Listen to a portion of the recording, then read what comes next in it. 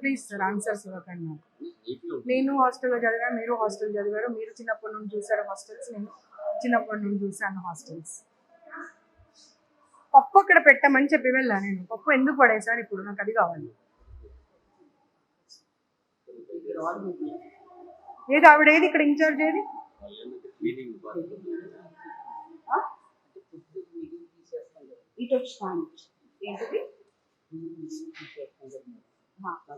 అవన్నీ కాదండి. ఇక్కడ ఇన్ఛార్జ్ ఒక అమ్మాయి ఉంది కదా, అమ్మాయిని పిలవండి. ఇక్కడ ఎవరున్నారు?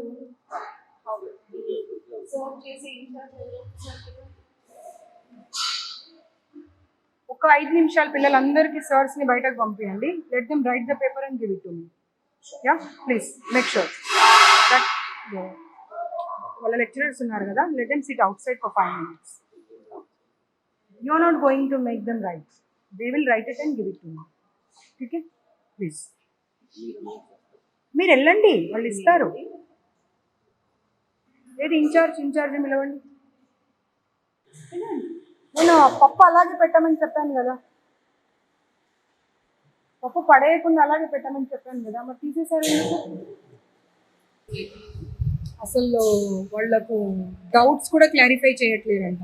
సండే రోజు 4 ఎగ్జామ్స్ పెడితే 4 అంట, సండే రోజు 4 అంట అండి, 4 అంట. 4 ఎగ్జామ్స్ అంటే మార్నింగ్ 5 o'clock లేచిన పిల్లలు రాత్రి 11 గంటలకు పడుకుంటే మళ్ళీ ఇంపోజిషన్స్ అని అదని ఇదని ఇస్తే పిల్లలు కూడా మనుషులే కదండి, వాళ్ళు నిద్రపోయే టైం. అమ్మ పప్పేది నీ బాధ్యత కాదా, నీ రెస్పాన్సిబిలిటీ కాదా? పప్పు ఉండని ఫుడ్ సేఫ్టీ వాళ్ళు. ఇది అర్థమైందా? మీ మెయింటెనెన్స్ మేనేజ్మెంట్ ఏంటో ఇది.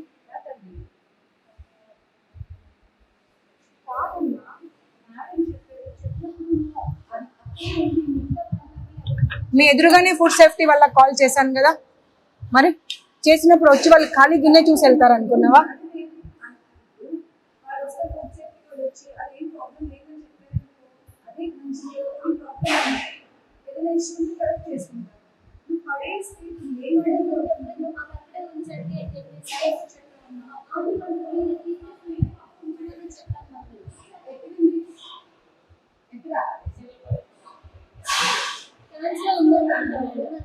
తీసుకురా.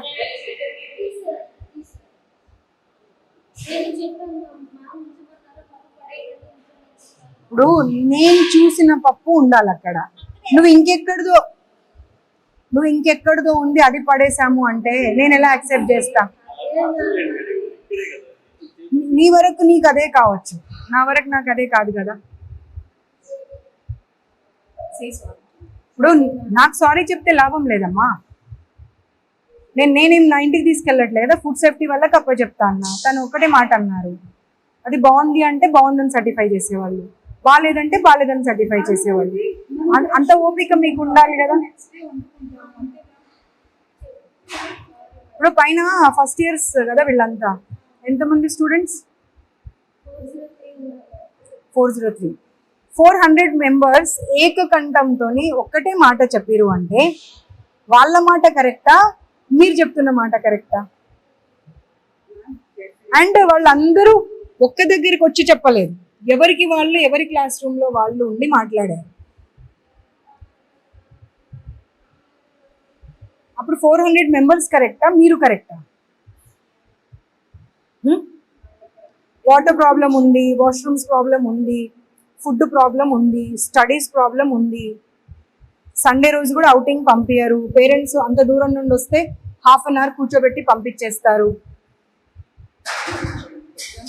వాళ్ళు చదువు కోసమే వచ్చారు, ఐఎమ్ నాట్ డినయింగ్ ఇట్. చదువు అనేది చాలా ఇంపార్టెంట్, నేను కాదు అనట్లేదు మళ్ళీ ఒక్కసారి. కానీ పేరెంట్స్ వచ్చినప్పుడు మాట్లాడితేనే కదండి, అది మీరు చెప్పాలా వాళ్ళు చెప్పాలా?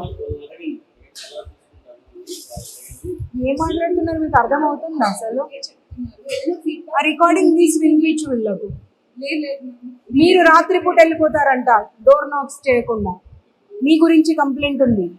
రాత్రి 10 గంటలకు వెళ్తాడంట పైకి, మీకు ఏం అవసరం అండి? ఆడపిల్లల హాస్టల్లో ఇంకెవరైనా ఉన్నారా జెంట్స్ ఇక్కడ? ఆ వారు ఒక్కరే కదా. ఆ కంప్లైంట్ ఉంది, మీరు వింటారా చెప్పండి. ఇప్పుడు వినిపిస్తా, నేను ఇప్పుడు వినిపిస్తా. బాబు ఓపెన్ చేసి వినిపి. ఇంకొకసారి జాబ్ చేయొద్దు మీరు. నేను మీకు ఆ రికార్డింగ్ కనుక వినిపిస్తే మీ జీవితంలో మీరు ఇంకో గర్ల్స్ హాస్టల్లో కానీ ఇంకెక్కడ కానీ మీరు జాబ్ చేయకూడదు.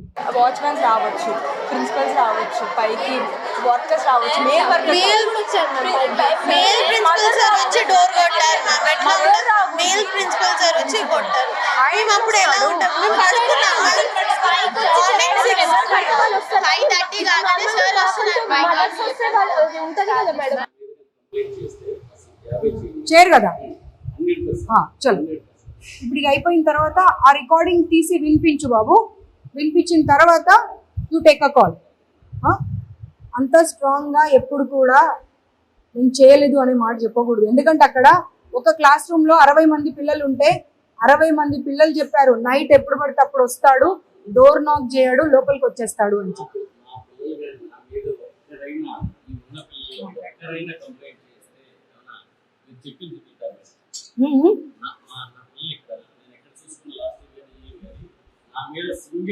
మీకు పాయింట్ అర్థం కావట్లేదండి.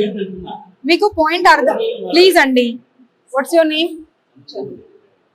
మీకు పాయింట్ అర్థమైందా? పిల్లలు చెప్పారు కాబట్టి నేను మెన్షన్ చేశాను. అది పిల్లలు చెప్పారు అని చెప్తూ ఉంటే మీరు కాదు అన్నారు. దానికి నిదర్శనం రుజువు ఏమి ఇస్తా అన్నా, నేను రికార్డింగ్ వినిపిస్తా అన్న తర్వాత వినిపించే వరకు ఓపిక పట్టండి. ఊరికి పదే నేను వెళ్ళనే లేదు. You be on your words. ఆ పిల్లల రికార్డింగ్ వినిపిస్తా. మీరు జీవితంలో జాబ్ చేయకూడదు, మాట మీద ఉండండి. ఓకే చలో ఓకే. इलानी ऊपर रखे बच्चे लोग सारे कंप्लेंट के पेपर्स देते वो लेके आ जाओ. అన్ఎండింగ్ ప్రాబ్లమ్స్ అయిపోయాయి హాస్టల్ పిల్లలవి, Sri Chaitanya Narayana. What they want is money, అంతే. ఎన్నిసార్లు ఎన్ని రకాలు చెప్పినా ఎవరికి కూడా అర్థం కావట్లేదు. అది చూడండి, మీ పిల్లలు ఒక 50 మెంబర్స్, ఒక్కరిద్దరు కాదు. They were requesting me, address కూడా పంపించారు. మ్యామ్ ప్లీజ్ ఒకసారి విజిట్ చేయండి. I can't show you the number or anything. Not less than 50 members. Up and up. Please up and. ఇది ప్యాక్ చేసి అమ్మా, ప్యాక్ చేసి.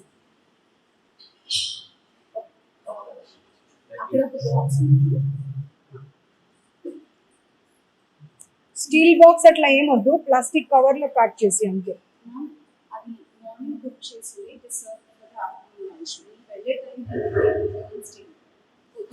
ఆల్రెడీ స్మెల్ వస్తుందమ్మా. అది మెగా కిచెన్ కాదు, నేను వచ్చినప్పటికే స్మెల్ వస్తుంది. అది మీరు చూడండి, వస్తుందా లేదా? పప్పు స్మెల్ కాదండి, పాడైపోయిన స్మెల్ వస్తుంది.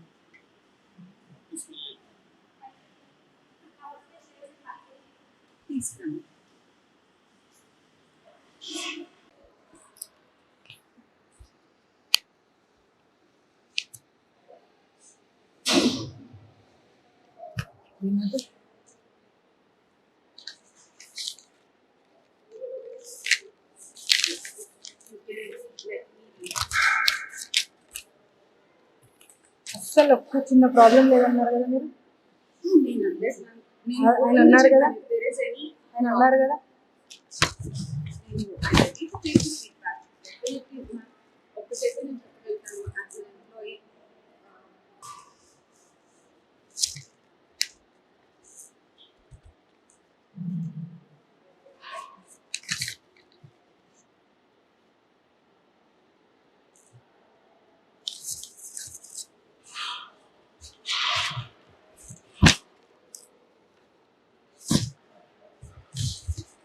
అలవాట్లేదు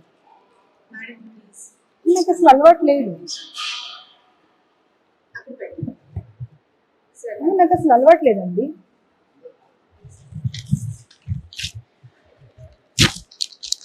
These things will be taken care by commission now.